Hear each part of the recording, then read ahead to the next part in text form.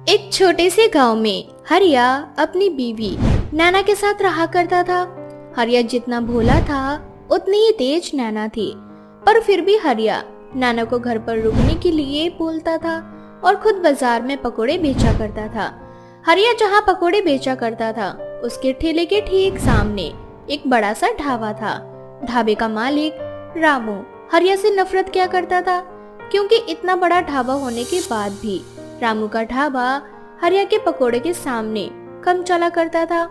ऐसे ही एक दिन लगता है आज वो हरिया का बच्चा छुट्टी पर है, जभी तो अब तक वो अपना ठेला लेकर नहीं आया पकौड़े बेचने के लिए। मुझे क्या, मैं तो चाहता हूँ कि वो कभी भी मेरे ढाबे के सामने अपना ठेला ना लगाए, उसकी वजह से मेरा ढाबा नहीं चलता। रामू ये सब कुछ सोचकर खुश हो ही रहा होता है कि तभी हरिया अपना ठेला लेकर आ जाता है और गर्मा गर्म पकोड़े तलने लगता है। हरिया को पकोड़े बनाता देख रामू का दिमाग गर्म हो जाता है और वो गुस्से में हरिया के पास आकर उससे बोलता है, क्यों रे हरिया, तुझसे मेरी खुशी देखी नहीं जाती क्या? मैं कुछ समझा नहीं मालिक, आप क्या कहना चाहते हैं? सच में इतना भोला है या सिर्फ भोला होने का नाटक करता है? जब तक तू अपना ये सड़ा सा ठेला लेकर नहीं आया था, सारे ग्राहक तब तक मेरे ढाबे में आकर खाना खा रहे थे, पर तेरे आते ही मेरे सारे ग्राहक तेरे ठेले पर आकर खड़े हो गए, तेरा ये घटिया और सस्ते पकौड़े खाने के लिए। देख हरिया, मैं तुझे प्यार से समझा रहा हूँ, अपना पकौड़े का ठेला लेकर कहीं और चला जा। मैं यहाँ से कहीं और क्यों जाऊँ? ये मेरी जगह है, मैं बरसों से यहीं पर पकौड़े बेच रहा हूँ। आपका ढाबा अभी कुछ महीनों पहले खुला है, आप कहीं और जाइए। हरिया की बात सुनकर रामू को गुस्सा आ जाता है और वो वहाँ से चला जाता है। ऐसे ही कुछ दिन बीत जाते हैं, लेकिन अब भी लोग हरिया के पकोड़े खाने आते हैं और कोई भी ढाबे में नहीं जाता। ये देखकर एक दिन रामू कुछ गुंडों को बुलाता है और उन्हें पैसे देकर उनसे बोलता है, मुझे कल इस हरिया का ठेला अपने ढाबे के बाहर नहीं चाहिए, और ना ही ये हरिया। इसीलिए तुम लोग आज रात को जब हरिया अपना ठेला लेकर घर जाएगा, तब इसके ठेले को तोड़ देना और इसके सारे सामान को भी तहस नहस कर देना। अब बस हमारी जेब गरम करते रहो, उस हरिया को तो हम अच्छे से ठंडा कर देंगे। इस तरह से रामू अब शाम होने का इंतजार करता है। रात को जब हरिया अपना ठेला लेकर घर जाने के लिए निकलता है, तभी कुछ गुंडे हरिया को घेर लेते हैं और उसकी खूब पिटाई करते हैं। साथ ही वो गुंडे हरिया का ठेला और उसका सामान भी तहस नहस कर देते हैं। अब बेचारा घायल अवस्था में जैसे तैसे हरिया घर पहुंचता है। हरिया की हालत देख हरिया की बीवी नैना हरिया से बोलती है, अरे क्या हुआ, आपकी हालत किसने की? पता नहीं नैना, पर जब मैं घर में आ रहा था तब रास्ते में कुछ गुंडों ने मुझे घेर लिया और मेरी खूब पिटाई की। उसने हमारा ठेला, कढ़ाई और पकौड़े बेचने के सारे सामान तोड़कर फेंक दिए। हमारे पास वो इकलौती कढ़ाई थी जिसमें मैं पकौड़े बनाकर बेचा करता था। मुझे समझ नहीं आ रहा कि अब मैं क्या करूं। हो ना हो ये काम उस रामू का ही है। उस रामू को तो मैं सबक सिखा कर आऊंगी, पर उससे पहले कल सुबह होते ही आप मेरे साथ डॉक्टर के पास चलेंगे दवाई लेने के लिए। इस तरह से अगली सुबह नैना हरिया को डॉक्टर के पास ले जाती है और दवाई लेकर घर पहुंचती है। हरिया घर में आराम कर रहा होता है और नैना हरिया को सुलाकर रामू के पास जाती है और उससे बोलती है, क्यों रे रामू, तुझे क्या लगा तू मेरे पति को गुंडों से पिटवाएगा और मुझे पता नहीं चलेगा? अरे मैं तेरी रग रग से वाकिफ हूँ और मैं बहुत अच्छे से जानती हूँ कि तू मेरे पति से कितना जलता है। पर तू चिंता मत कर, मैं तेरी इस जलन को बुझने नहीं दूंगी। पहली बात तो ये कि तू मेरा कर भी क्या लेगी। दूसरी बात ये कि तेरे पास कोई सबूत है कि मैंने ही तेरे पति को गुंडों से पिटवाया है? नहीं ना, जिस दिन तेरे पास सबूत हो उस दिन आकर तुम मुझसे बहस करना जी। हाँ, अभी यहाँ से जा, मेरे ग्राहकों के आने का समय हो चुका है। आइए आइए, मेरे ढाबे में सस्ता खाना खाइए जी, जी भर के खाइए, सिर्फ 100 रुपए प्लेट। इस तरह से नैना वहाँ से चली जाती है और अपने घर की आर्थिक व्यवस्था देखकर उसे रात भर नींद नहीं आती और वो मन ही मन सोचती है, हरिया जी की तबीयत ठीक नहीं है और अब तो ठेला भी नहीं है और दोबारा से पकोड़े का काम शुरू करने का मतलब है 10 से 20 हजार का खर्चा। पर मेरे पास तो इतने पैसे भी नहीं है, क्या करूं? एक काम करती हूँ, कल सुबह कहीं काम का पता करके आती हूँ। जब तक हरिया जी घर में है तब तक मैं ही कोई छोटा मोटा काम कर लेती हूँ। ये सोचकर अब नैना अगले दिन काम की तलाश में जाती है, जहाँ वो रास्ते में एक बूढ़ी औरत को देखती है जो अपने कंधे पर एक भारी थैला लिए चल रही होती है। उसके लड़खड़ाते कदम देखकर नैना उसे संभालती है और उसके कंधों से वो थैला लेकर उससे बोलती है, माँ जी, आपका थैला तो बहुत भारी है, पर आप इतना भारी थैला लेकर कहाँ जा रही हैं? आप मुझे बता दीजिए, मैं आपको पहुँचा दूंगी। बेटा, इसमें मेरे बर्तन हैं। इस दुनिया में मेरा कोई नहीं है, इसीलिए सोचा कि क्यों ना इन बर्तनों को बेच दूं। बस इसीलिए बर्तन की दुकान पर जा रही थी। कोई बात नहीं माँ जी, मैं आपको छोड़ देती हूँ। इस तरह से नैना उस बूढ़ी औरत को बर्तन की दुकान पर छोड़ देती है और बूढ़ी औरत अपनी थैली में से एक कढ़ाई निकालकर नैना को देती है। नैना भी आशीर्वाद समझकर उस कढ़ाई को रख लेती है और घर चली जाती है। घर जाने के बाद अब भी नैना एक ही चीज सोच रही होती है, आखिर वो अपना घर कैसे चलाए। तभी उसे गांव में एक शोर सुनाई देता है और शोर की आवाज सुनकर नैना बाहर जाती है, जहां वो देखती है कि एक आदमी चम्मच से टाल पीट रहा है और सबसे बोल रहा है, कल ठाकुर जी के घर पर एक प्रतियोगिता है जिसमें गांव का हर व्यक्ति अपनी रेसिपी बनाकर ठाकुर जी को खिला सकता है और ठाकुर जी को जिसकी रेसिपी सबसे ज्यादा अच्छी लगेगी, ठाकुर जी उन्हें आजीवन के लिए नौकरी देंगे। साथ ही उनके परिवार की देखभाल और खाना पीना भी ठाकुर की तरफ से होगा। अरे वाह, ये तो एक सुनहरा मौका है। मुझे इसमें पीछे नहीं हटना चाहिए और इस प्रतियोगिता में भाग लेना चाहिए। मेरे और हरिया जी जैसा पकोड़े बनाने वाला कोई हो ही नहीं सकता। मैं कल ही इस प्रतियोगिता के लिए पकोड़े बनाकर ले जाऊंगी। अब तो मेरे पास कढ़ाई भी है। ये सोचकर नैना घर जाती है और बुढ़िया की दी हुई कढ़ाई पर वो आलू के और गोभी के पकोड़े बनाती है। पकोड़े दिखने में काफी सोने की तरह मालूम पड़ते हैं, पर फिर भी नैना पकोड़े पर ध्यान ना देकर प्रतियोगिता पर ध्यान देती है। और जब हरिया पकोड़ों को खाता है तो वो नैना से बोलता है, अरे नैना, कैसे पकौड़े बना रही हो? ये पकौड़े हैं या सोना? और वैसे भी ये देखने में सोने के पकौड़े ही लग रहे हैं और खाने में भी नहीं हो रहा।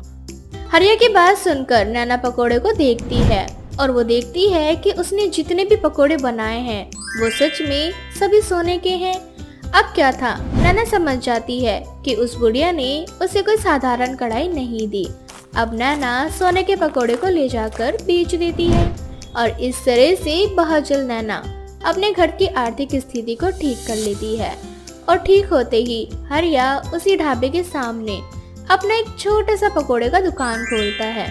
हरिया की तरक्की देखकर रामू की जलन और बढ़ जाती है और उसे नैना की बात याद आती है। मैंने जितना सोचा था, इसकी बीवी तो उससे भी कई ज्यादा चालाक निकली। अगर ऐसा ही चलता रहा तो मेरे खाने के लाले पड़ जाएंगे। इसकी दुकान के सामने अपना ढाबा चलाने से तो अच्छा है कि मैं खुद ही यहाँ से चला जाऊं। इस तरह से रामू अपना ढाबा बंद करके दूसरी जगह चला जाता है और नैना घोड़े बेचकर दिन दुगनी रात चौगनी करती है। साथ ही वो गरीब लोगों की मदद करती है और रामू जैसे अहंकारी लोगों का अहंकार तोड़ती है। एक गांव में एक सेठ रहा करता था, लेकिन पूरे गांव में किसी के घर में टीवी नहीं था। परंतु जब वो सेठ अपने घर टीवी खरीद के लाता है तो पूरे गांव में भीड़ जमा हो जाती है और वह सभी सेठ का टीवी देखने के लिए वहां पहुंच जाते हैं। और सेठ सभी गांव वालों को धमकाते हुए उनसे बोलता है, अरे तुम गरीब लोगों की हिम्मत कैसे हुई मेरे घर के बाहर खड़े होकर मेरे टीवी को देखने की? सेठ, पूरे गांव में किसी के पास टीवी नहीं है सिवाय तुम्हारे। पहली बार हम सभी गांव वालों ने टीवी देखा है जिसमें तरह तरह के शो दिखाए जाते हैं। अगर तुम हम सबको भी टीवी थोड़ी देर देखने दोगे तो इससे तुम्हारा क्या बिगड़ जाएगा? अरे ये टीवी मैं अपने पैसे से लाया हूँ, ना कि तुम्हारे पैसे से, इसीलिए टीवी को देखने का सिर्फ मेरा अधिकार है। और यदि फिर भी तुम सभी गांव वालों को टीवी देखना है तो तुम सबको 1 घंटे के 200 रुपए देने होंगे। तुम वैसे भी खूब बेईमानी करते हो और हम गांव वालों की मेहनत की कमाई से ही टीवी लेकर आए हो, और अब तुम चाहते हो कि हम तुम्हें 200 रुपए दें, तब जाकर तुम बदले में हमें 1 घंटे प्रोग्राम देखने दोगे? रहने दो सेठ, जब टीवी नहीं था तब कौन सा हम गांव वाले टीवी देख रहे थे, इसीलिए तुम अपनी टीवी अपने पास रखो। इस तरह से सभी गांव वाले वहां से चले जाते हैं। लेकिन जब भी सेठ के घर टीवी चल रहा होता है तो कोई ना कोई चुपके से सेठ के टीवी को देख ही लेता है। इसी तरह से एक बार बोनी नाम का एक छोटा सा बच्चा कहीं जा रहा होता है। तभी उसकी नजर सेठ के घर में चल रही टीवी पर पड़ती है और वो बाहर खड़ा होकर चुपके से सेठ के टीवी को देखने लगता है। लेकिन तभी सेठ घर से बाहर निकलता है और वो बोनी को टीवी देखते हुए पकड़ लेता है, जिसके बाद सेठ बोनी से बोलता है, अच्छा, तो तू सुबह से इधर खड़ा होकर छुप छुप कर फ्री में मेरा टीवी देख रहा था हैं? नहीं सेठ, मैं तो यहाँ से बस गुजर रहा था, मैंने तुम्हारा टीवी नहीं देखा। पर हाँ, जब तुम्हारे घर से शोर की आवाज आई तो मुझे लगा तुम्हारे घर में कुछ अनहोनी हो गई है, और जब मैंने खिड़की से झांका तो मैंने देखा कि तुम तो टीवी देख रहे थे। झूठ बोलता है और फ्री में मेरा टीवी देखता है, चल पैसे निकाल मेरे। इतना बोलकर सेठ उस बच्चे को मारने लगता है और उससे पैसे मांगने लगता है। तभी उस बच्चे की माँ बिंदिया वहाँ आ जाती है और सेठ को अपने बच्चे को मारते हुए देख सेठ से बोलती है, सेठ, तुम्हारी हिम्मत कैसे हुई मेरे बच्चे को हाथ लगाने की? आखिर इसने ऐसा क्या किया जो तुम मेरे बच्चे को मार रहे हो? क्या कर दिया? अरे पूरा गांव जानता है कि मेरा टीवी जो कोई देखेगा उसे 1 घंटे के 200 रुपए देने पड़ेंगे, और तेरा बेटा सुबह से यहाँ खड़ा होकर टीवी देख रहा है, उस हिसाब से तो मैं सिर्फ इससे 200 रुपए मांग रहा हूँ। अरे सेठ, हम गरीब की गरीबी का ऐसा फायदा मत उठाओ कि आने वाले समय में जब तुम्हें गरीबों की जरूरत पड़े तो हम तुम्हें तुम्हारे दिन याद दिला दें। और रही बात 200 रुपया की, तो अगले महीने मैं तुम्हारे पैसे तुम्हारे मुंह पे मार जाऊंगी। इतना बोलकर बिंदिया अपने बेटे के साथ घर जाती है और बिंदिया खुद खेत में काम करने चली जाती है और पूरे दिन काम करके एक पेड़ के नीचे बैठ जाती है, जहाँ वो अपना सारा दुख सुख उस पेड़ को बताती थी। आज भी बिंदिया उस पेड़ के नीचे बैठकर उस पेड़ से बोलती है, काश कि टीवी भी एक पेड़ की तरह होता और उसका मुझे कोई बीज मिल जाता, फिर मैं उस बीज को तुम्हारी तरह इसी जमीन में लगा देती, फिर वो भी टीवी बन जाता, और फिर मेरा बच्चा उस टीवी में जो भी उसका दिल करता वो देख पाता। लेकिन अफसोस, टीवी खरीदने के लिए मेरे पास इतने पैसे नहीं हैं। और तो और उस सेठ से मैंने ये भी कह दिया है कि अगले ही महीने मैं उसके 200 रुपये लौटा दूंगी, लेकिन 200 रुपया कमा कर किसी को देना मुझ जैसी गरीब के लिए बहुत बड़ी बात होती है। इतना बोलकर बिंदिया अपनी गरीबी को कोसने लगती है और वो रोने लगती है। लेकिन इतने सालों में जिस पेड़ ने कभी नहीं बोला था, आज वो बिंदिया का दुख बर्दाश्त नहीं कर पाता और बिंदिया से बोलता है, बिंदिया, मैं एक जादुई पेड़ हूँ, तुम हमेशा अपना सुख दुख मुझे बताती हो, परंतु मैंने कभी तुम्हें कोई जवाब नहीं दिया। मैं डरता था, अगर मैंने तुम्हें बता दिया कि मैं जादुई पेड़ हूँ तो तुम सभी गांव वालों को बता दोगी, और फिर लालची गांव वाले मुझसे आकर कुछ ना कुछ मांगा करेंगे। परंतु आज तुम्हारा दुख देखकर मुझसे बर्दाश्त नहीं हुआ, इसीलिए मैं तुम्हें अपनी सच्चाई बता रहा हूँ, और साथ में तुम्हें एक जादुई टीवी भी दे रहा हूँ। पर तुम्हें मुझसे वादा करना होगा कि चाहे कुछ भी हो जाए तुम मेरी सच्चाई किसी को नहीं बताओगी। अगर तुमने मेरी सच्चाई किसी को बताई तो ये जादुई टीवी खराब हो जाएगा और तुम और भी ज्यादा गरीब हो जाओगी। क्या? जादुई टीवी? लेकिन मुझे तो टीवी चलाना ही नहीं आता जादुई पेड़। और रही बात आपकी सच्चाई की, तो मैं मर जाऊंगी लेकिन कभी किसी को पता नहीं चलने दूंगी। बिंदिया की बात सुनकर जादुई पेड़ बहुत खुश होता है और वो बिंदिया को इस टीवी को चलाने का एक राज बताता है। बिंदिया, जादुई टीवी तुम्हारे बोलते ही अपने आप चलेगा, परंतु हाँ, जैसे और टीवी को बिजली की जरूरत होती है चलाने के लिए, ठीक उसी तरह से इस टीवी को भी किसी चीज की जरूरत है, और वो है तुम्हारा नाच। अगर तुम इसके सामने खुश होकर नाचोगी तो ही ये चालू होगा और तुम्हारी बात मानेगा और तुम्हारी बातों का जवाब देगा। यदि तुम इसके सामने रोगी तो ये तुम पर ही उल्टा गुस्सा होगा। तो अब देख लो कि जादुई टीवी को कैसे चलाना है। मैं सब कुछ समझ गई हूँ जादुई पेड़। अब बिंदिया उस जादुई पेड़ को अपने साथ घर ले जाती है। अपने घर में भी टीवी देखकर बोनी बहुत खुश होता है, जिसके बाद बिंदिया बोनी से बोलती है, बोनी बेटा, मुझे तुम्हें एक राज की बात बतानी है। मेरी कसम खाओ कि तुम ये बात कभी किसी से नहीं बताओगे। माँ, मैं आपकी कसम खाता हूँ, आप मुझे जो भी राज बताओगी वो मैं किसी को नहीं बताऊंगा। जिसके बाद बिंदिया उसको टीवी चालू करने का राज बताती है। अब बोनी उस टीवी को चालू करने के लिए उस टीवी के सामने नाचता है और अपने बेटे को नाचता देख बिंदिया की हंसी निकल जाती है। वह लोग जादुई टीवी देखकर बहुत खुश होते हैं, इसलिए वो टीवी चालू हो जाता है और बोनी अपनी माँ से बोलता है, ये क्या माँ, मुझे तो कार्टून देखना था पर इसमें तो गाने चल रहे हैं। बोनी के इतना बोलते ही अपने आप टीवी में कार्टून चल जाता है। बोनी ये देखकर बहुत खुश होता है, जिसके बाद बिंदिया सभी गांव वालों को बताती है कि अब उसके घर में भी टीवी है, इसलिए जिस किसी को भी टीवी देखने का मन हो तो उसके घर में आ जाए। जिसके बाद सभी गांव वाले उस जादुई टीवी को देखने के लिए बिंदिया के घर जाते हैं और जब सेठ को बिंदिया के घर में टीवी होने के बारे में पता चलता है तो वो उसकी टीवी को तोड़ने के लिए रात के अंधेरे में एक बड़ा सा पत्थर लेकर उसके घर जाता है और जैसे ही टीवी को तोड़ने के लिए आगे बढ़ता है, टीवी चलने लगता है और गुस्से में सेठ से बोलता है, सेठ, तू मुझे तोड़ने आया है? रुक, अभी मैं तेरी हड्डियाँ तोड़ता हूँ। इतना बोलकर टीवी उसकी खूब पिटाई करता है और शोर की आवाज सुनकर बिंदिया की आंख खुल जाती है और वो सभी गांव वालों को इकट्ठा करती है। जिसके बाद जादुई टीवी बिंदिया से बोलता है, ये मुझे तोड़ने आया था, इसीलिए मैंने इसकी हड्डियाँ तोड़ दी। तुम बोल सकते हो? हाँ, मैं बोल सकता हूँ और सुन भी, और तुम सभी गांव वालों की इच्छा भी पूरी कर सकता हूँ, परंतु ऐसे लालची घमंडी मक्कार इंसान की मैं सिर्फ हड्डियाँ ही तोड़ता हूँ।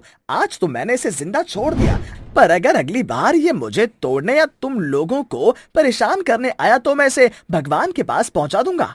ये देखकर सभी गांव वाले बड़े हैरान होते हैं। तो वहीं कुछ लोग मिलकर सेठ को हॉस्पिटल पहुंचाते हैं।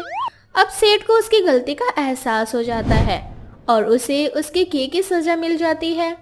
तो वहीं दूसरी ओर पहले की तरह सभी गांव वाले बिंदिया के घर में आकर जादुई टीवी में अपने मनपसंद प्रोग्राम को देखते हैं और इस तरह से बिंदिया का जादुई टीवी बहुत ही ज्यादा मशहूर भी हो जाता है। चुड़ैल का कुत्ता। सविता एक 25 साल की बहुत ही सीधी साधी लड़की थी। उसकी शादी राहुल नाम के लड़के से हो जाती है। सरिता के पिता ने सरिता को कम दहेज दिया था, जिसकी वजह से उसकी सास रामवती उसको हमेशा प्रताड़ित करती थी। अरे कलमुही कहाँ मर गई? अरे मैंने तुझे खाना बनाने के लिए कहा था, बना कि नहीं अभी तक? लाई माँ जी, अभी बस चावल पकने ही वाला है। इतना वक्त हो गया, अभी तक तेरा खाना भी नहीं बना और अभी कपड़े भी पड़े हैं। आज नहीं कल तक तेरा खाना बनेगा। कब तेरे कपड़े धुलेंगे? इतना धीरे धीरे चलती है। तेरे बाप ने तुझे ही मेरे सर पर मरना था। कुछ समय बाद रामवती रसोई में जाकर देखती है तो चावल पक गया होता है। कुछ भी कहो, खाना तो तू बहुत अच्छा बनाती है। देखो कितनी अच्छी खुशबू आ रही है, रहा नहीं जा रहा। चल खाकर देखती हूँ, दिखने में तो बहुत अच्छा लग रहा है। चल थोड़ा सा खाकर भी देख लूं। रामवती चावल के पतीले में से कुछ चावल खा लेती है और स्वाद स्वाद में उसे वो चावल बहुत अच्छे लगते हैं। सच में चावल तो बहुत टेस्टी है, जी कर रहा है खाए जाओ। पर अगर मैंने उसकी तारीफ कर दी ना तो वो सर पे चढ़ जाएगी और सोचेगी कि मैं उसको पसंद करने लगी हूँ। ऐसा मैं नहीं होने दूंगी। रामवती बहुत गुस्से में आकर सविता को आवाज लगाती है और सविता भागी भागी रामवती के पास रसोई में आती है। क्या हुआ माँ जी? एक बात बता, ये चावल तूने कितने जनों के लिए बनाया है? अरे घर के लिए बनाए हैं या कोई बारात आने वाली है? अपनी बारात को खिलाएगी क्या इतने चावल? भला कौन खाएगा 4 दिन के चावल एक ही दिन में बना डाले? तेरे बाप ने भिजवा दिए क्या चावल? पैसा लगता है इन चावल में, फ्री के नहीं आते हैं। पर माँ जी, चावल तो मैंने हमेशा की तरह उतने ही बनाए हैं जितने बनते हैं। अरे मैंने ये बाल क्या धूप में सुखाए हैं? अरे मुझे अंदाजा है चावलों का। ये चावल तू ही खाएगी, अब हम में से कोई नहीं खाएगा। और देख मिर्च के मारे लाल हुए पड़े हैं चावल। खाना बनाना आता नहीं है तुझे अभी तक। रामवती उसको प्रताड़ित करती हुई रसोई से बाहर निकल कर आती है और सविता बेचारी रोती हुई रह जाती है। उसे गली के कुत्तों से बहुत लगाव था। वो उसी से सारी बात कहा करती थी, उसे अपने बच्चे की तरह रखती थी। मैंने हमेशा की तरह ही चावल बनाया, आज चावल इतना ज्यादा क्यों लग रहा है? हमेशा मुझसे गलती होती रहती है और मैं माँ जी का दिल दुखाती हूँ। मेरा तो आज व्रत है, मैं तो चावल खा भी नहीं सकती, पर इन चावलों का क्या करूं अब मैं? शेरू, अब तू ही बता, मैं क्या करूं? रामवती आए दिन उसको किसी न किसी बात पर डांटती रहती थी और सविता सर झुकाकर सहती रहती थी। एक दिन की बात है, उसकी सहेली सुमित्रा उससे मिलने आई। सविता शेरू को खाना खिला रही थी तो सुमित्रा का ध्यान ना ही सविता पर गया और ना ही सविता का ध्यान सुमित्रा पर। आओ सुमित्रा, अब बहुत समय बाद आई हो, क्या किसी काम से इस शहर में आना हुआ है तुम्हारा? हाँ रामवती, अपनी लड़की के लिए लड़का ढूंढती रही, पर भगवान का दिया हुआ इतना है कि समेटा नहीं जा रहा है, अच्छा लड़का नहीं मिल रहा है। अरे मैं चाहती हूँ कि एक लौता लड़का हो जो बाद में चिक चिक बाजी ना हो। रामवती सोचती है कि उसकी बहू सविता तो दहेज नहीं लेकर आई है, क्यों ना इसका पत्ता साफ करके सुमित्रा की बेटी को अपने घर की बहू बना लिया जाए। और वो अपने बेटे को सुमित्रा को दिखाती है और उससे शादी की बात चलाती है। अब बगल में छोरा, नगर में ढिंढोरा, अरे अपना राहुल है ना, अरे बेटी बिल्कुल लायक और इकलौती भी है। तुम तो मुझे जानती हो, मैं चिक चिक बाजी में विश्वास नहीं करती। अरे मेरे घर तुम्हारी बेटी आएगी तो राज करेगी। अरे वाह, तुमने तो मेरी सारी समस्या ही दूर कर दी बहन। मैं अपनी बेटी का रिश्ता राहुल से करने के लिए तैयार हूँ। आज से हम सहेलियां नहीं बल्कि समधन बन गई हैं। दोनों आपस में गले लगती हैं और एक दिन रामवती गैस का चूल्हा खोल कर रख देती है। सविता जैसे ही गैस जलाती है वो आग की लपटों में लिपट जाती है और जलकर मर जाती है। चलो, रास्ते का कांटा तो हट गया और सविता राहुल से अलग हो गई। अब मैं राहुल की शादी सुमित्रा की बेटी से करा सकूंगी। रामवती उसकी जली हुई लाश को पास के जंगल की नदी में फेंकवा देती है। इस बात का एहसास जब शेरू को होता है तो वो पास वाली नदी पर जहाँ सविता को फेंका होता है वहाँ जाकर रोने लग जाता है। सविता चुड़ैल बनकर शेरू के सामने आ जाती है। मत रो शेरू, मत रो, मैं जानती हूँ कि अब मैं यहाँ पर नहीं हूँ, तुझे रोटी देने वाला कोई नहीं है, अब कुछ नहीं कर सकती मैं तो मर चुकी हूँ। सविता को जब शेरू देखता है तो वो बहुत तेज तेज रोने लग जाता है, क्योंकि शेरू सविता को बहुत चाहता था। शेरू, मैं मर गई तो क्या हुआ, अब मैं चुड़ैल बन गई हूँ। जो मैं जीते जी नहीं कर पाई, अब मरने के बाद तेरे शरीर में प्रवेश करके करूंगी। मेरा कोई कुछ भी नहीं बिगाड़ सकेगा अब। सविता शेरू के शरीर में प्रवेश कर जाती है और शेरू की आंखें लाल हो जाती हैं। वो एक खूंखार कुत्ते में बदल जाता है। जब वो सविता के घर जाता है तो रामवती धूप में बैठी होती है। जब शेरू को सामने देखती है तो आग बबूला हो जाती है। अब क्या लेने आया है यहाँ पर? अरे सविता ही तुझे रोटी दे दिया करती थी, मुझसे कोई उम्मीद मत करियो। चल भाग जा यहाँ से, तेरे लिए यहाँ पर कोई जगह नहीं है। जहाँ पर सविता गई है वहीं पर चले जा तू। दोनों ने मेरी नाक में दम कर रखा था। शेरू गुस्से में आ जाता है और उसके अंदर की सविता रामवती के पैर में काट लेती है, जिससे वो दर्द से तड़प जाती है। अब शेरू रामवती के हर काम में अड़ंगा देने लग जाता है। राहुल, सविता तो पता नहीं कहाँ भाग गई, अपना मुंह काला करा लिया उसने। मैंने तेरे लिए एक बहुत अच्छा रिश्ता देखा है, कल लड़की वाले आ रहे हैं तुझे देखने के लिए। वो तो अपने साथ कुछ दहेज भी नहीं लाई थी, पर जो लड़की तेरे लिए पसंद की है मैंने, वो बहुत सारा दहेज लेकर आने वाली है बेटा। माँ, मुझे कोई शादी वादी नहीं करनी। मैं एक शादी करके कौन सा खुश था, जो अब मैं दूसरी शादी कर लूं। अब मैं कुछ नहीं जानती, कल तेरा रिश्ता पक्का होगा तो होगा। ठीक है माँ, जैसा तुम्हें ठीक लगे। अगले दिन सुमित्रा अपनी लड़की को लेकर घर आ जाती है और रिश्ता पक्का करने की बात चल पड़ती है। तभी शेरू आकर शगुन का सारा सामान फेंक देता है। इस शेरू ने तो नाक में दम कर रखा है, जब देखो कभी काट लेता है, कभी सामान फेंक देता है। अभी मैं कुत्ते पकड़ने वाली पुलिस को बुला लेती हूँ, तभी पता चलेगा इसको। रामवती फोन करके कुत्ते पकड़ने वाली पुलिस को बुला लेती है और थोड़ी देर में वो पुलिस वहाँ पर आ जाती है। जब सविता को शेरू को पकड़ने वाली बात का एहसास होता है तो वो अपने असली रूप में आ जाती है। रुक जाओ, कोई भी शेरू को हाथ नहीं लगाएगा। सविता, तुम कहाँ चली गई थी और तुम चुड़ैल कैसे बन गई? मैंने तुम्हें कहाँ नहीं ढूंढा।